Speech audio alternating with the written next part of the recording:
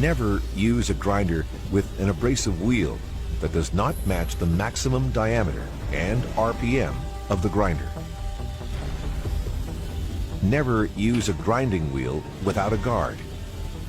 Not only does the guard help protect you from flying debris, but it ensures you don't attach a larger grinding wheel than permitted.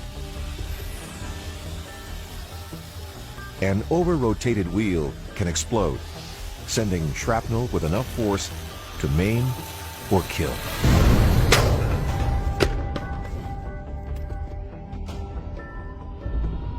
Don't use a grinder without a guard.